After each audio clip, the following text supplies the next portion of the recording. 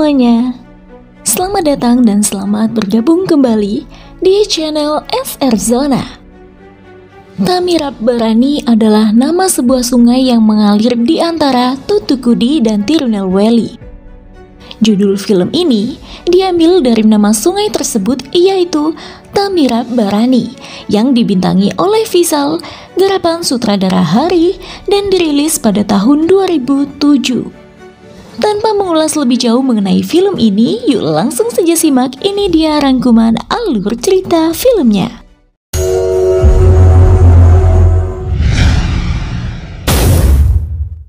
Siang itu di Kulayan Karisal, beberapa orang nampak tengah sibuk menyebarkan undangan pernikahan.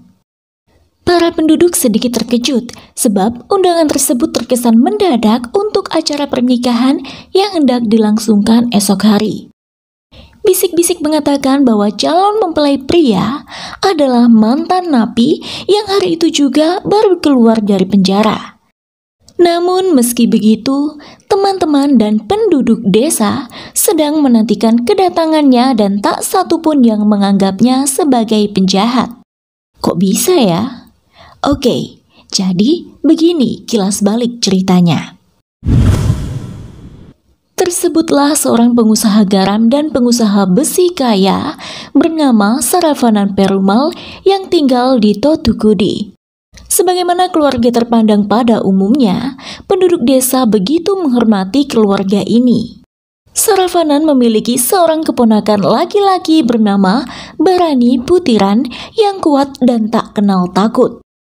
Barani telah lulus dari perguruan tinggi, namun sebagai anak yang dibesarkan dalam keluarga kaya yang menghujaninya dengan cinta dan kasih sayang serta senantiasa memanjakannya, membuat Barani hanya menghabiskan waktunya dengan nongkrong kesana kemari bersama teman-teman.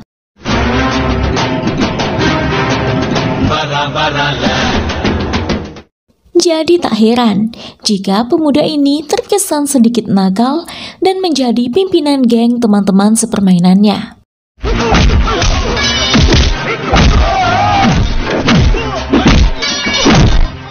Meski begitu, Barani sangat menghormati dan mengidolakan sang paman serta membanggakan ibunya yang janda.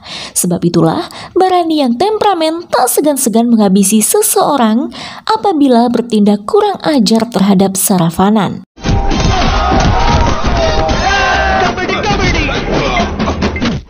Seperti siang itu, Barani yang diliputi amarah sengaja menghentikan laju kereta dengan berdiri di tengah rel demi mencari komplotan preman yang berani mengangkat tangan kepada pamannya.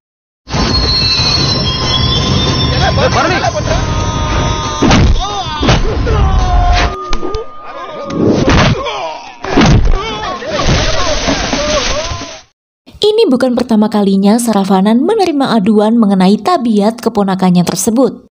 Maksud Barani baik untuk melindungi sang paman, akan tetapi tindakan-tindakan yang dilakukan melalui jalur kekerasan selalu membuat Saravanan was-was dengan masa depan keponakannya itu.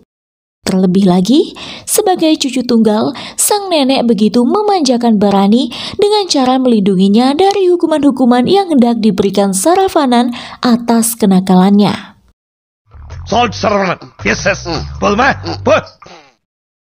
Keberhasilan dan popularitas Saravanan serta keluarganya memperlebar keretakan hubungan antara mereka dengan keluarga saingan berat dalam bisnis, yaitu PVS. Subaya memiliki 3 orang putra, yaitu Tangapandi, Veladurai, dan Selvam, serta seorang putri bernama Sakuntala Devi. Mereka berasal dari Tirunelveli. Sebagai putri orang kaya, Sakuntala terkenal sebagai wanita yang arogan. Sama halnya dengan keluarga Saravanan, keluarga PVS juga merupakan keluarga kaya dan terpandang di Tirunelveli. Akan tetapi, persaingan bisnis membuat kedua kelompok itu saling bersitegang memperebutkan lahan. Walau akhirnya, persaingan itu telah dimenangkan oleh Saravanan dengan membeli lahan yang diperebutkan dan membuat keluarga PVS murka. Di suatu siang, seorang gadis bernama Banumati memaksa mengendarai motor sekalipun ia belum lihai. Hingga akhirnya ia hilang kendali.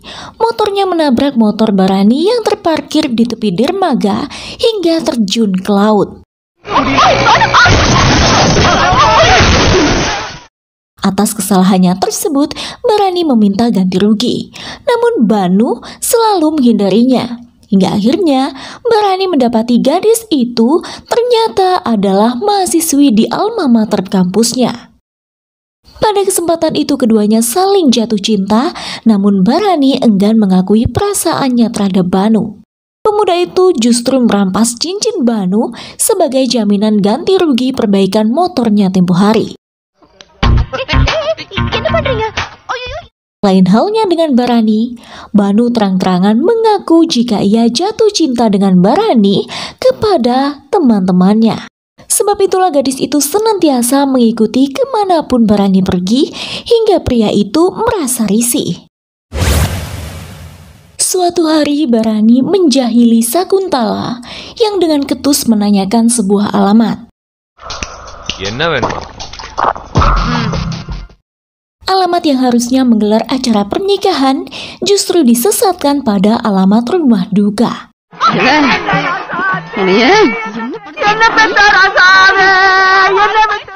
Tak hanya itu, Barani juga berhasil membuat wanita arogan dan sombong itu ketakutan setiap bertemu dengannya, sebab pemuda itu berlagak menggodanya.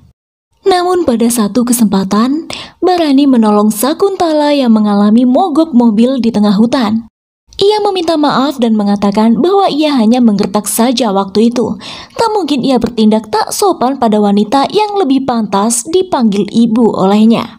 Sakuntala pun luluh. Pemuda itu mengantarkan rombongan Sakuntala ke rumah PVS, dan pada detik terakhir ia menurunkan wanita itu. Barani mengatakan bahwa ia adalah keponakan Saravanan, saingan berat keluarga PVS. Mobil itu adalah mobil Saravanan, dan kursi yang ditumpangi oleh Sakuntala adalah kursi di mana Saravanan biasa duduk. Wanita itu pun terkejut. Suatu ketika Barani hendak melakukan donor darah. Kebetulan saat itu Banu dan teman-temannya menjadi sukarelawan membantu acara donor tersebut.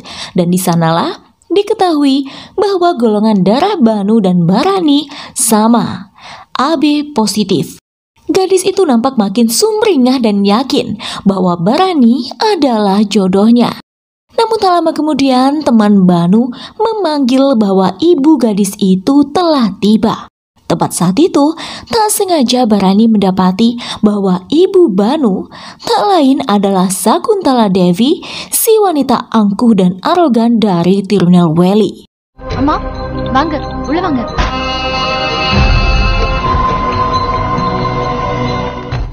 Mengetahui hal itu, Barani menjadi gusar.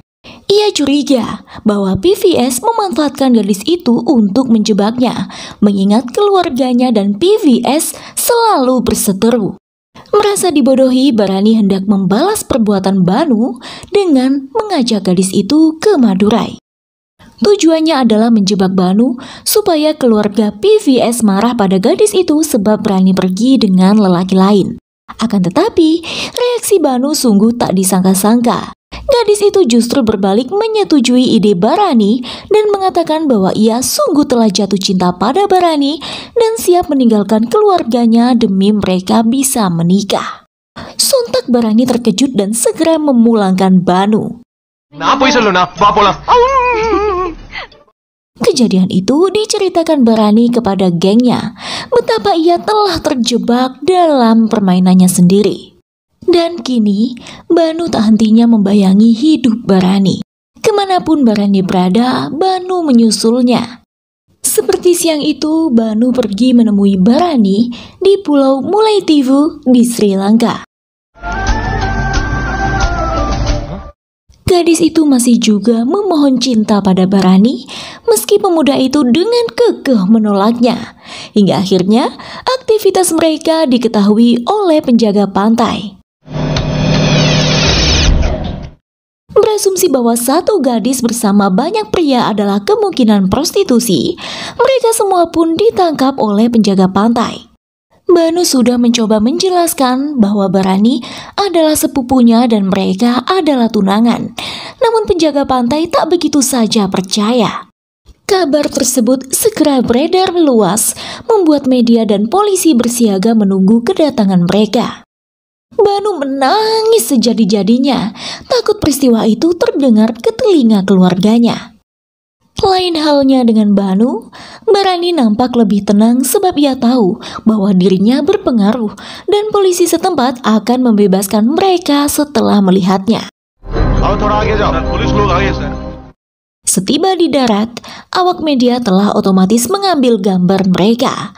Seperti prediksi polisi yang tahu bahwa Barani yang ada di sana langsung membubarkan pers dan meminta mereka menghapus gambar yang telah terlanjur diambil. Namun salah seorang pers tak mengindahkan larangan itu dan justru menerbitkan surat kabar dengan memfitnah keluarga PVS sebab ia memiliki dendam pribadi pada Sakuntala Devi.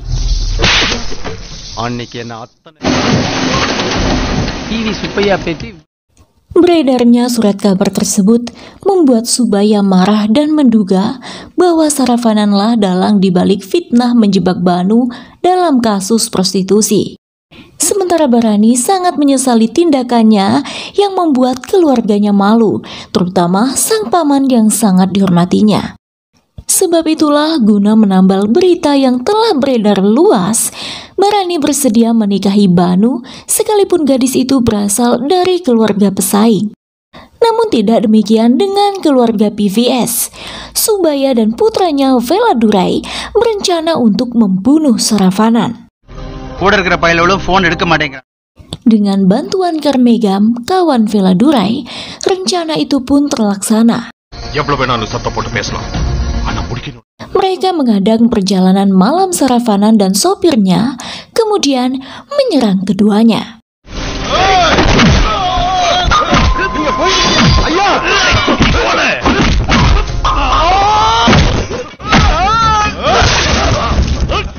Mengetahui hal itu, Barani naik pitam dan pergi mendatangi Veladurai, hendak membunuhnya. Namun dalam prosesnya Barani tak sengaja justru memotong tangan kanan adik Veladurai yang baik hati, Selvam. Dan hal itulah yang membuat Barani merasa tak enak hati. Saravanan yang selamat dalam serangan menjemput Barani di persembunyiannya. Sempat terjadi debat pendapat di antara keduanya karena Barani masih saja ingin membunuh Veladurai yang telah mencelakai pamannya. Namun kemudian, Saravanan yang tak tahu lagi bagaimana cara menenangkan keponakannya itu menceritakan sebuah kebenaran. Begini ceritanya. Sakuntala Devi tak lain adalah istri Saravanan yang terasing, dan Banu adalah putri kandungnya. Saravanan adalah teman kakak Sakuntala Devi, Tangapandi. Sejak awal pernikahan mereka, Sakuntala tak menyukai adik Saravanan yang janda dan putranya Barani tinggal bersama mereka sebab ia tak ingin siapapun mengganggu rumah tangganya. Sampai akhirnya timbullah pertengkaran yang menyebabkan Saravanan menampar Sakuntala. Tak terima dengan tindakan sang suami, Sakuntala pergi ke tempat ayahnya. Dan dari situlah perselisihan antar kedua keluarga tersebut mulai terjadi dan berlangsung hingga bertahun-tahun lamanya. Selama itu pula berulang kali Sakuntala meminta cerai pada Saravanan. Tapi sang paman tak kunjung mengabulkan karena ia memiliki satu keyakinan bahwa suatu saat nanti sang istri akan kembali padanya. Setelah mendengar sejarah keluarganya, Barani makin tak enak hati dan menyadari kesalahannya. Ia baru mengerti bahwa Banu sengaja ingin menikahinya supaya ada kesempatan bagi keluarga mereka untuk bersatu kembali. Bersusah payah Barani menemui Banu dan meminta maaf padanya, hingga akhirnya Banu pun luluh akan kegigihan Barani mendekatinya kembali. antara Banu dan Barani kini makin dekat. Namun tekad mereka semakin kuat untuk menyatukan kembali Saravanan dan Sakuntala Dewi.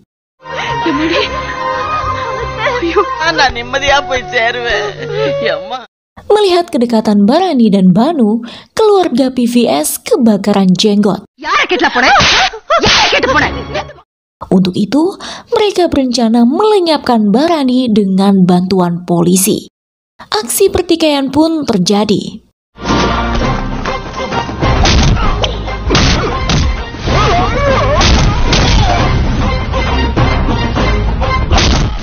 Mendengar kelicikan PVS yang mencelakai keponakannya, Saravanan naik pitam dan mendatangi kediaman PVS. Di sana sempat terjadi persinggungan antara Saravanan dan Veladurai, dan beruntung dapat dihentikan oleh Barani yang selamat dari serangan polisi. Kejadian itu justru membuat Selvam, anak bungsu Subaya, memilih pergi meninggalkan Tirunelweli dan ikut Saravanan ke Totugudi. Esok harinya, disusul dengan kepergian Banu yang siap menikah dengan Barani atas persetujuan ayahnya Saravanan.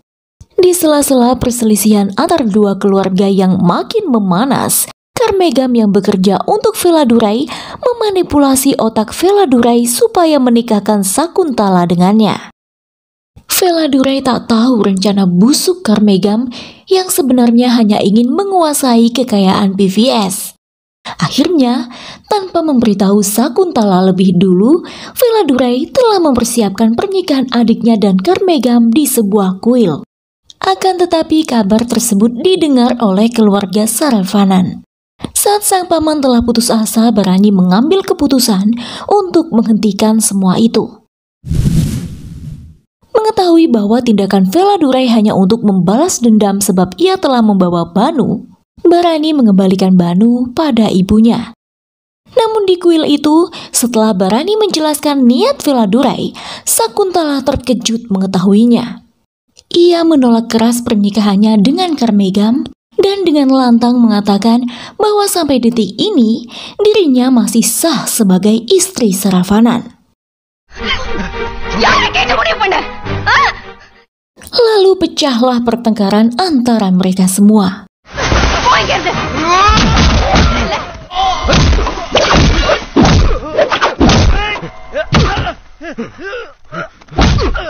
Barani menghajar Veladurai, sementara Karmegam mengejar Sakuntala. Di tanah lapang itu terjadi cekcok antara Sakuntala dan Karmegam. Pria itu merendahkan Sakuntala serendah-rendahnya dan menghinanya bahwa Banu kemungkinan bukan darah daging Saravanan. Namun tak lama kemudian, Barani menyusul sang bibi yang tengah terseduh-seduh. Mengetahui kedatangan Barani, bukannya menghindar tapi Karmegam justru memanaskan suasana yang membuat Barani mencabut akar pohon dan mengarahkan ke arahnya.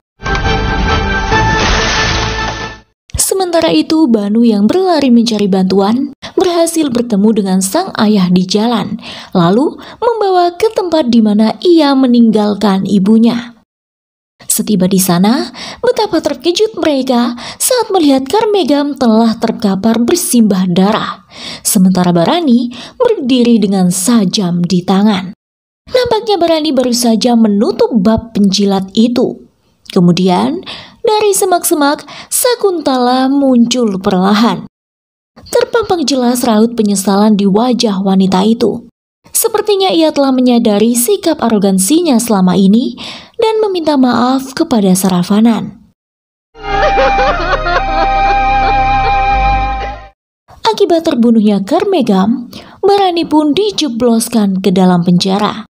Namun ia tak menyesal sama sekali sebab misinya menyatukan sang paman dan bibinya telah tercapai. Begitulah kisah Barani. Hingga kini, setelah 4 tahun di penjara, ia pun bebas dan kembali ke rumah.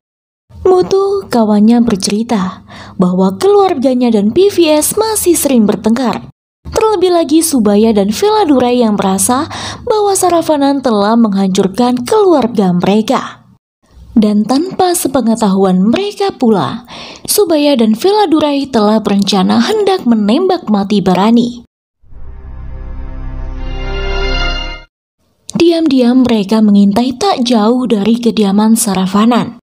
Sementara Barani, ketika mengetahui bahwa Selvam belum juga menikah, ia menghentikan rencana pernikahannya dengan Banu. Barani berkata bahwa Banu adalah wanita yang tepat untuk Selvam. Apalagi Subaya dan Veladurai masih marah padanya karena tak sengaja memotong tangan Selvam. Untuk itu, Barani bersikeras menginginkan Banu menikah dengan Selvam sebagai gantinya. Situasi makin campur aduk, hingga akhirnya Sakuntala mengungkap kebenaran bahwa sebenarnya dialah yang membunuh Karmegam, dan Barani mengambil kesalahan tersebut supaya Sakuntala selamat dari penjara. Terenyuh mendengar pengakuan Sakuntala, Subaya dan Veladurai mengurungkan niatnya membunuh Barani setelah memahami sifat baik hati pemuda itu. Pada akhirnya kedua keluarga kembali bersatu. Barani dan Banu berhasil menikah dengan restu keluarga mereka.